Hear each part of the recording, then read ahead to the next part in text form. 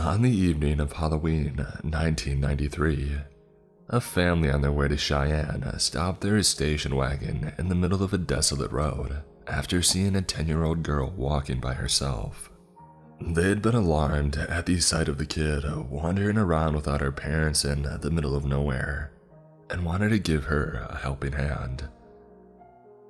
The child was dressed in a Halloween costume, a skeleton to be precise, and was later described to the police as disoriented and confused. When the family asked the child what she was doing on the road all by herself, she said that she was trying to find her way back to her hometown, Ataraxia Springs. The father in the family brought out his map from the car, but soon realized that there was no such town in Wyoming. That child walking by herself on that fateful Halloween night was me. The events described above are well documented, and no one is contesting the way that I was found. But how I ended up on that road all by myself was never fully explained. There had been no missing children reports filed fitting my description, and they were never able to locate my parents, even though I told them their full names and phone number. All they had to go by was my own story about what had happened that night, a story that they couldn't believe. In the end, after several years of therapy, I didn't believe it either. I accepted the fact that I had most likely been kidnapped by awful people, or perhaps even born into that horrific fate, and chosen to forget it and replace it with my own version of the truth. I was taught that when memories contradict reality, it must be the memories that are wrong, and not the other way around. It made sense to me, and I slowly came to terms with the fact that my childhood memories were false. It wasn't until last week that I had reasons to revisit these memories of mine. Something happened that made me doubt what all those years of therapy taught me. That's why I've decided to share my story once more, partly for my own sake, just to make my memories merge with physical reality on the paper, if that makes any sense, but also to reach out to others who might have experienced something similar and might also be wondering if that old, strange memory of theirs might in fact have happened after all. Some of the details in this story are based on a diary entry that I wrote down after I had been found, but I still remember most of what had happened vividly, and I remember Ataraxia Springs. It was built around an old tuberculosis sanatorium that had been closed down after the discovery of antibiotics in the late 20s. This detail was drilled into our brains during school, since our town took its own history very seriously. The sanatorium itself was built across the lake beside the town, where it was still standing. The older kids had a lot of ghost stories about the rundown building, stories that they loved to tell around the campfire on the beach, with Ataraxia Sanatorium casting its frightening shadow on the water from the other side of the lake. Other than this piece of history, the town was your average American town. My parents, not my foster parents, but the ones that were never found, were good to me and my older sister. They gave us a happy childhood and a nice neighborhood, and as far as I can remember, if it is a memory at all, nothing was out of the ordinary. Not until that night. Halloween was a big deal in our neighborhood, and everyone always tried to outdo each other with their costumes. This year wasn't any different. The air was filled with excitement, and I really loved the skeleton suit that my dad had bought me. My sister was a bit too old for trick-or-treating, but she had promised to do it with me so that our parents could stay home and hand out candy to the other kids, and most likely have some time to themselves. It was all going well until my sister's punk rocker friends showed up on their bikes. I hated them. They were Ryan, Johnny, and Ashley. They gave the neighborhood a bad reputation, or so everyone thought, and they always teased me. "Hey, Marjorie," Brian shouted to my sister. "How are you babysitting tonight out of all nights?" Ryan continued and said that they were going to the sanatorium. I don't remember which words he used exactly, but he said something about it being the perfect night for it, and that it was a shame that she had me tied around her ankle like a shackle. I was already afraid, looking up at their tall bikes at the end of the cul-de-sac, because I knew what was coming next. I looked up at my sister and I grabbed her hand. Back then, I thought of her almost as an adult, even though she was just a teenager. She hesitated, and there was some arguing back and forth until it was decided that she would bring me with them. "Come on, Melissa," she said, and looked at me as my heart sunk into my belly. "What's the worst that can happen? It'll be fun for you too, just like one of the adventures in your favorite movies." I said no, but she told me not to be such a crybaby. She didn't want to miss out on her friend's adventure, or some quality time with Ryan. I was an inconvenience, and although my sister tried to convince me that it would be fun for me too, I remember feeling like a fifth wheel.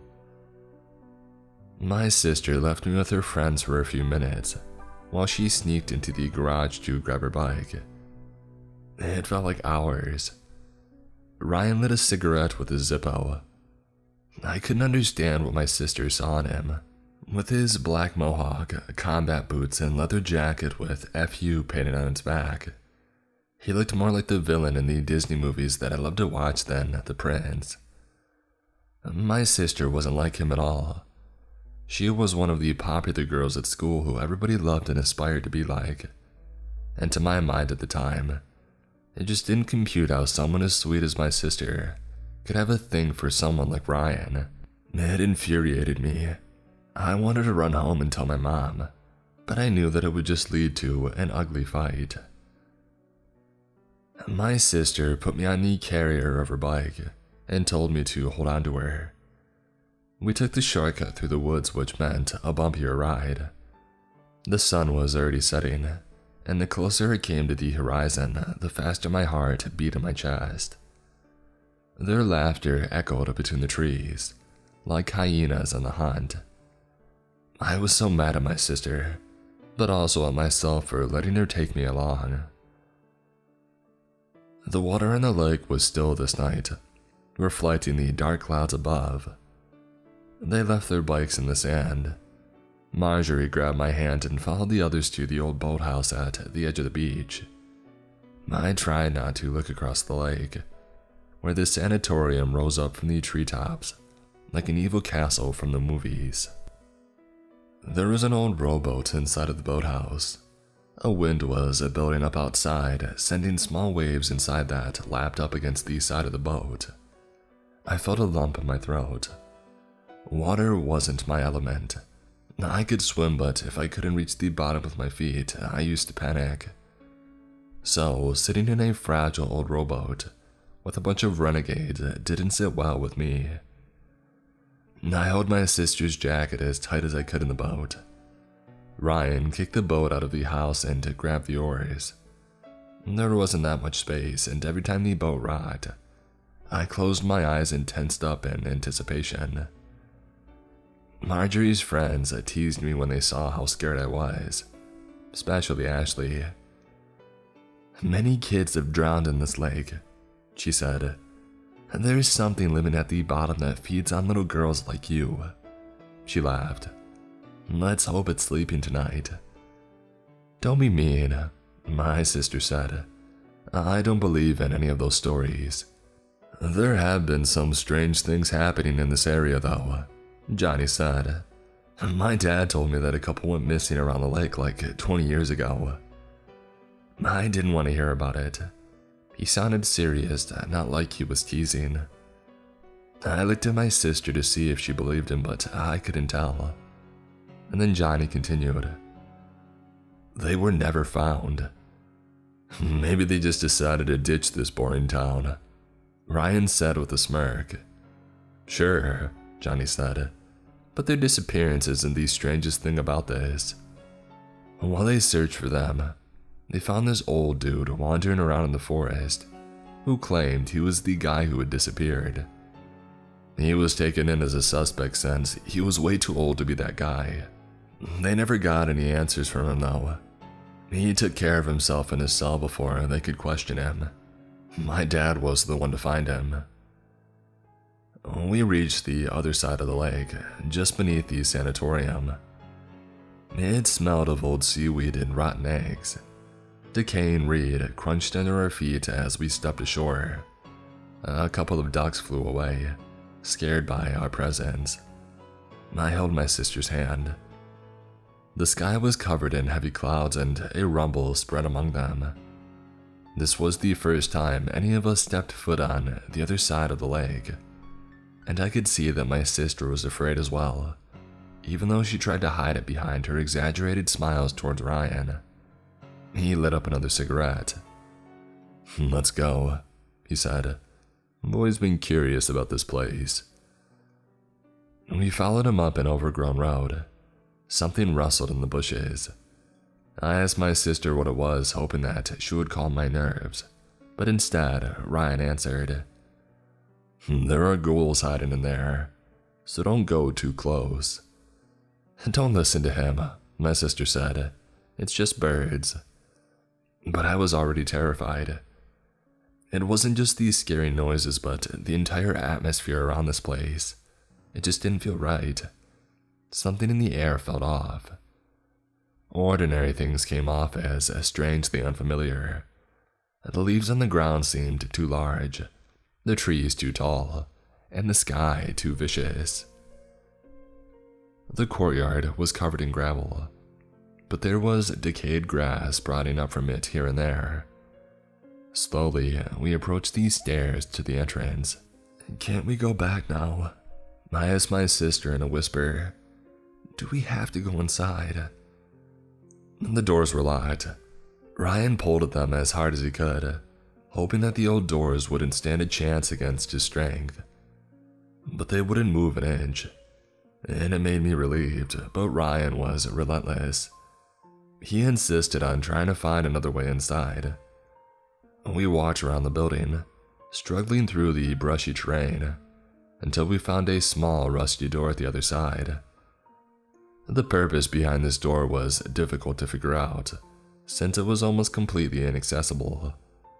To my great disappointment, it was open. As soon as we had closed the door behind us, the thunder outside intensified in an instant, and hard rain banged on the door. Ryan lit a Zippo, revealing a small corridor inside a large cellar. The cold air smelled musty.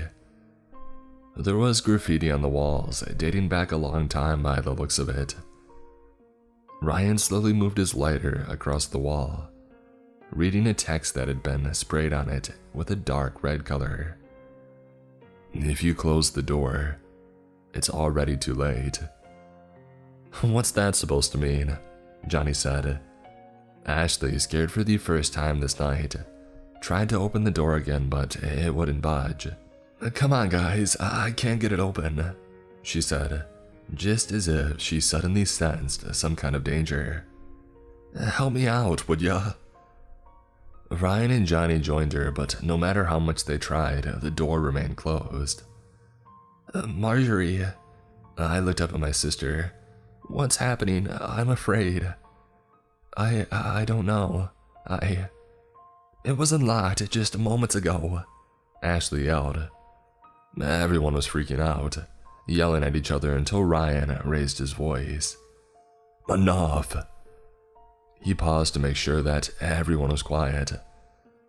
"Let's just find a way up to the main entrance and exit from there. Worst case scenario, we climb up out of one of the windows. Come on, relax." My sister relaxed her grip around my hand, clearly calmed down by Ryan's words. "I have a really bad feeling about this place," Ashley said. "I don't know. It just washed over me like a frickin' tsunami. This strange feeling of, I don't know, just a scary feeling. Of dread." My sister asked with a shaky voice. I felt it too. You're all getting worked up about nothing, Ryan said. Get it together. It's all your fault, I said. You shouldn't tell us what to do. This was your stupid idea. Shut up, Melissa, my sister said, blushing from embarrassment. What? I said. Mom is right.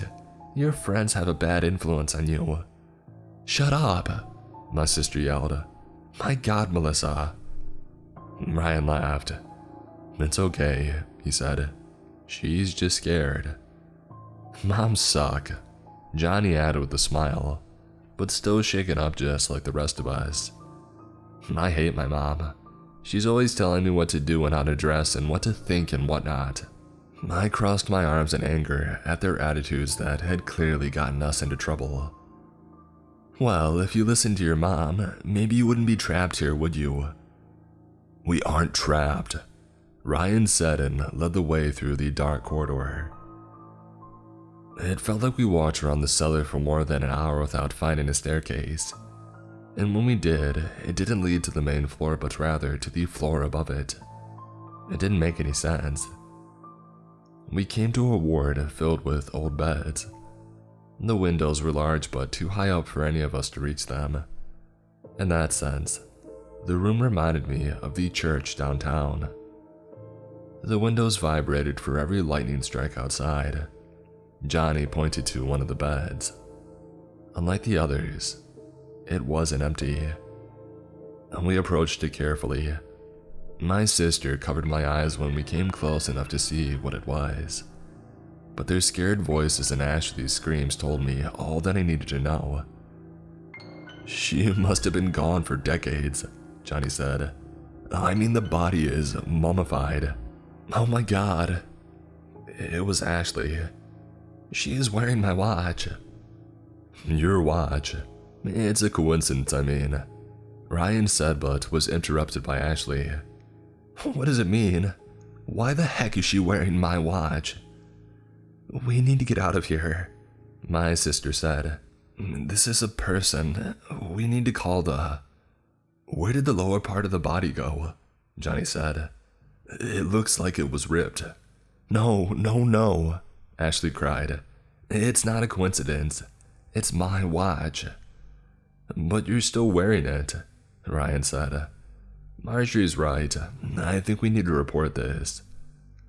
We left the room, all scared to the bones. I know that I'm wearing my watch, but her watch had the exact same crack in the glass and everything. I know it doesn't make any sense, but that was my watch. She cried, holding on to Johnny.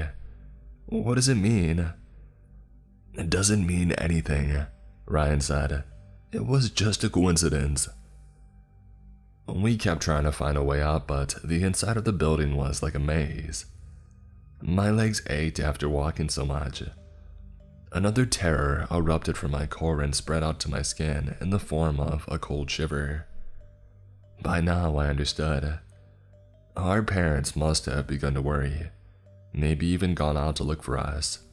I felt bad for having disobeyed them, and I feared their punishment even though they would probably just ground me for a week. Had I known that I would never see them again, I would probably have felt something else entirely. We took some rest inside a small library that must have been used by the patients back in the day. The shelves were still filled with books, but they had all decayed over the decades. I sat down next to my sister on what had once been a luxury's divan. Are we in danger? I asked. Are we not going to get out? No, my sister said. It just looks scary, but there's no one here. We just need to find a... Oh, what's this? Ashley said, now a bit calmer than before. It's beautiful. She removed a newspaper from the floor and picked up a golden sphere the size of a cannonball. It's pretty heavy. If it's real gold, it must be worth a fortune. We all placed ourselves around her and watched our reflections in the shiny surface of the sphere, transfixed by its perfection. And that's when we heard a crash from further up the hallway outside of the library, followed by a scraping sound, just as if something large was being dragged over the floor. I froze in fear when I heard that it was moving in our direction. "What the heck is that?" Johnny said. "Ryan, go and check it out." Ryan hesitated, unable to decide if to be brave or to listen to his instincts. He gave my sister a quick look, and she shook her head as if to tell him not to go. The most horrifying sound I've ever heard came from whatever was slithering through the hallway. It sounded like an oversized pigeon, but also like the snickering from an old witch. "Dude, I'm sorry," Ryan said. "There's no way that I'm going out there." We retreated to the next room, a recreational room with a pool table. Ashley still held the gold sphere in her hands. Another crash just outside. It sounded like the entire door and some of the walls to the library had been completely destroyed. The cooing and snickering intensified. There was excitement behind it, the same kind of excitement you would expect from a starving hag in a fairy tale who's just about to feast on an innocent child. We were all standing behind Ryan, looking into the library. A shadow appeared on the floor, followed by an enormous gray hand with black claw-like nails. We all screamed in unison and backed up against the pool table, but there was nowhere to go from there. The hand grabbed the floorboards and dragged whatever body it was attached to closer to our room. I was so scared that my knees were shaking. The menacing cooing was so loud now that I had to put my trembling fingers in my ears. My sister repeated the prayers that she so reluctantly told in church. There were tears in her eyes. Another giant hand, dragging its body even closer, but still not into view outside of the room. "Help me out," Ryan said. He picked up a few books from the floor and lit them on fire with his lighter. Johnny joined him. I'm sure my sister would have helped as well, but she had to take care of me. Ashley dropped the sphere and hid behind the pool table, crying hysterically. Slowly, the monster dragged itself into view, and my sister released a guttural scream. I wanted to look away, but I was paralyzed by fear. The creature faced us. It was nothing more than a giant, saggy head that pulled itself forward with its long arms that were attached to its temples. A few long strands of black hair grew on top of it, and it had a long, crooked nose above its terrifying mouth. It was enough to make it the most dreadful thing I've ever seen. But what made it even worse were its eyes. Two enormous, expressionless, golden spheres. We could see our own reflections in them. It went cooing and it licked its gray lips with its black tongue. It was just about to stick its arms into the doorframe and rip it apart, when Ryan and Johnny began throwing the burning books at it. It backed away, screaming like an oversized infant. "Come on," Ryan called out. "Let's go."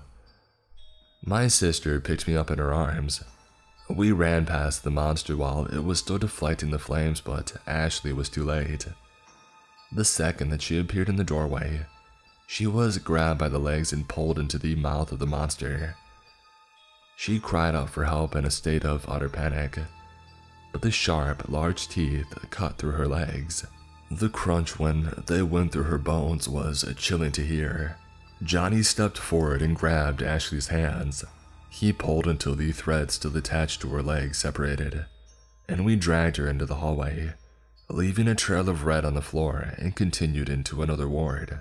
Ryan and Johnny put her into a bed. She was still alive, but the old sheets quickly turned red from the liquid pouring out from beneath her waist. "We're back," she said. Can't you see?"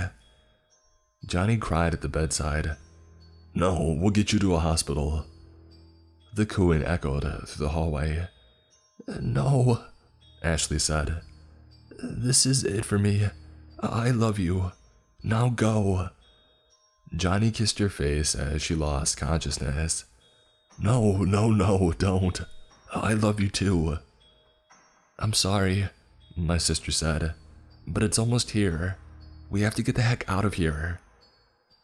The monster spat something out that landed with a bang outside of the door. It was one of the golden spheres. It sounded hungry now, and we ran for our lives. More hallways and more staircases and more wards and offices, but no exit. However, impossible as it may sound, the building was bigger on the inside than on the outside. The queen stopped behind us. We slowed down. My sister put me back on the ground and let me walk by myself. She was too tired to carry me any further. This place goes on forever, Jenny said. It's a nightmare. There's no end to it. That text on the wall, it was right. It's too late. We're just running in circles, going back in time. My God, Ashley. It was really her that we saw. There's a way out, Ryan said. We just haven't found it yet. What's wrong with this place? My sister said. It's like the laws of nature don't apply here. And that horrible thing back there. Are there more of them? It must have come straight out of hell. It spat one of those spears out too, did you see that? Hell is a place on earth, Ryan said. He tried to light a cigarette, but his hands were shaking too much. Those golden spears looked like its eyes, and perhaps their eyes too. It spat them out to see further, you know. It appeared when we found the first one, and it sped up after it had spit out the second one. I screamed. What is it? My sister asked. Bugs, I said. Look around that crack. Hundreds of them were crawling around a crack in the floor. Small black beetles with green spots on their backs. I hated bugs. It's okay, my sister said. Just don't step on them. I've never seen any bug like that before, I said. We moved forward until we came to an empty swimming pool. Several golden spheres lay at the bottom of it, shining in a strange moonlight coming in through the windows at the other end of the room. The faint cooing started as soon as we saw them, now coming from several different directions. I cried, but not because of the cooing. I was seeing something in the corner of the ceiling, a black shadow that slowly unfolded itself. There are more of those heads, Johnny said. Can you hear it? What is that? Ryan said as soon as he saw the shadow. One leg after another extended out of the shadow until 8 long, monstrous legs had appeared out of its body, like an enormous spider. We ran next to the pool to get to the exit at the other end of the room. The spider quickly came down from its hiding spot, climbed down the pool and continued towards us. The legs weren't attached to a body of their own, but to the back of a decaying human one. I screamed for my sister to pick me up, but there wasn't any time for that. I had to run, faster than I'd ever run before. Holy crap, Johnny said. God, no, oh no. The spider was just about to pierce me with one of its legs when we entered the door, which fortunately was too small for the spider to enter. Holy crap, that was close, Ryan said as we ran further away from the swimming pool. No, no, no, Johnny continued, tears forming in his eyes. How is this possible? It can't be. At least we got away from it this time, Ryan said. Let's hope that we won't end up back. It's not that, Johnny said. The body, he cried now. That body attached to those legs. It was wearing my jacket. Oh, God, no. Maybe it doesn't have to happen like that, my sister said. Maybe we can avoid it. Well, it didn't work out so well for Ashley, did it? Johnny said. And besides, how do you avoid something like that? We don't know how it could happen in the first place. Calm down, Ryan said. Let's stay focused on the here and now, okay? I'm feeling a breeze. Are you feeling it too? He was right. We all felt it. Thinking that it was an exit, we ran in the direction of its source. But it wasn't a way out. At least not the one that we had been looking for. We came to a large balcony with open doors looking out over an unimaginable view. "I told you," my sister said as we stepped onto the balcony. "We're in hell." In front of us, a landscape made out of living flesh and bone spread out all the way to the horizon beneath the scarlet sky. The ground itself was moving as if it was breathing, and the leafless trees moved their branches like tentacles. Enormous creatures walked across the surface, fighting each other, and the flesh of these screaming birds above us was exposed to the weather. A strong smell of meat and brimstone filled the warm winds. Slowly, a dark gas giant with violent clouds rose to the sky like a black sun, and the monsters howled excitedly to the sight of it. "I don't know about hell," Ryan said, "but it definitely isn't Earth." Millions of bugs erupted from large pores in the ground, swarming in front of the colossal planet climbing the sky. A few of them landed on the balcony. It was these same type of bugs that we had seen earlier. And then Johnny sneezed, followed by what looked like a panic attack. "Crap," he said. "It crawled into my nose." "Seriously?" Ryan asked. "I can still feel it crawling around inside of my sinus," Johnny said while trying to blow it out of his nose. "Help me, please. I think it's eating its way." He sounded dizzy. "Let's get back inside," Ryan said, even though we were already running back. We didn't get far until Johnny fell down on the floor, convulsing and foaming at the mouth.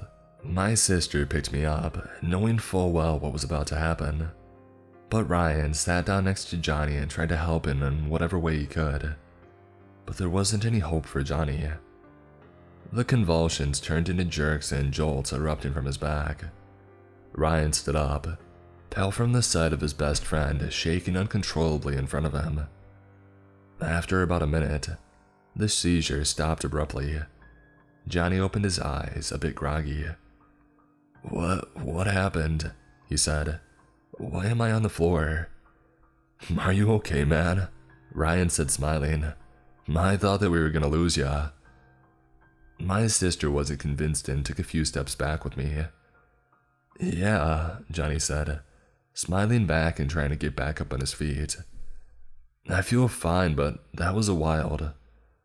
A sudden jolt spread through his body. "Wait." And then he screamed. He touched his back and it was covered in red. He screamed again, much louder this time. I heard his jacket being torn apart from the inside, and a slimy spider leg grew from his back. He begged us to help him as his face twisted in pain, but there was nothing that we could do. Ryan backed up to my sister, grabbing her hand, and the process was quick. One leg after the other shot out from Johnny's back as he was screaming. He tried to crawl away, but the legs wouldn't let him. Instead, they stood up, carrying Johnny above the ground. "Help me," he said as the legs began walking away with him. "No, don't let it happen, please. Help me." The legs walked away from us with him, and none of us dared to do anything. "I'm still alive," we cried. "There must be a way." The legs climbed up the wall and walked into another hallway. "No!" We heard Johnny yell as he struggled, fruitlessly trying to grab the wall with his fingernails. "Please, no!" We stood frozen in our places until his screams faded out completely, leaving us with a faint echo of his last words between his sobs. "Mom, I'm scared. Mom." It wasn't until the cooing increased that we began moving again. Standing still was unspeakable in this place. My sister kept me close to her and herself close to Ryan. We reached a small room with an old piano standing against one of the walls.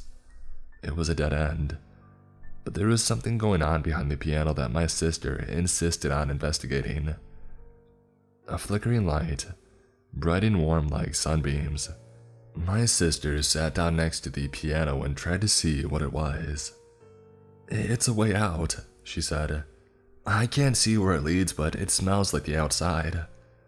Oh, really? I said, happiness spreading to my body. Can we finally get out of?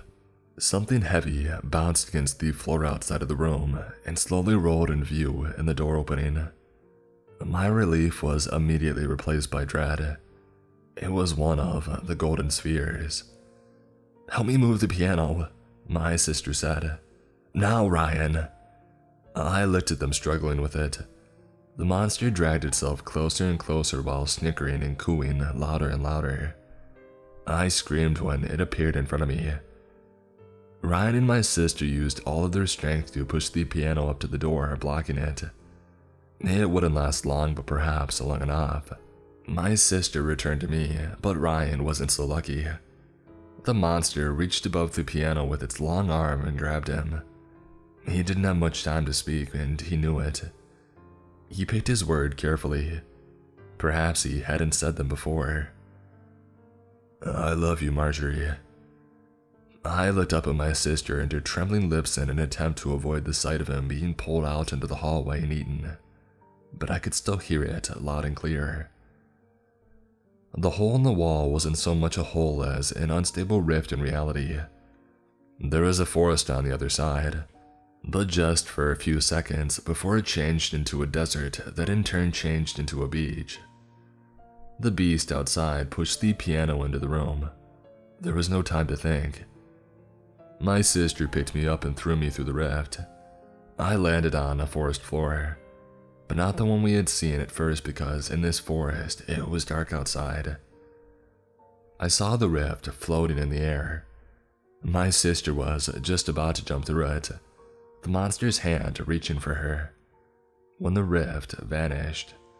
I stumbled through the woods until I came to the road, trying to find my way back home.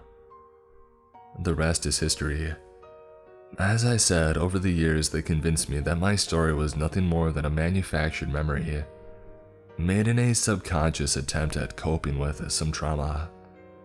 But something happened, and I now think that the coping strategy might actually have been to let myself be convinced that this never happened. Last week, I received a letter. It wasn't sent by mail but delivered by a middle-aged man who claimed that he had found it among his great-great-grandmother's things somewhere in Paris. I sat down at my kitchen table and looked at the envelope. To be delivered to my sister, Melissa Johansson, in case she's ever found after I'm gone. I opened the envelope with shaking hands. It was dated 1970. Tears ran down my face as I read it. It told the story of a teenage girl who had mysteriously appeared in Wyoming in 1889, claiming to come from a small town called Ataraxia Springs. She had gone on to live an adventurous and fulfilling life, surviving 2 world wars and seeing civilization go from horse and carriages to men landing on the moon. She had married, had a son that she had named Ryan, and spent the rest of her life in Europe. She was known for searching for her sister, the man said, but she never told anyone this. I thought it was fiction or the result of a well-hidden mental illness, but when I found the old reports of a young girl in Wyoming telling people that she came from a little town known as Ataraxia Springs, well, it can't be a coincidence, can it? By now, I was crying my eyes out, but it was bittersweet tears. This meant that I would never see Marjorie again, but it also meant that she had survived that horrible night and that she had lived a good life. The letter ended. All these years and I still think of you every day. I miss you. And between my sobs, I whispered, I miss you too.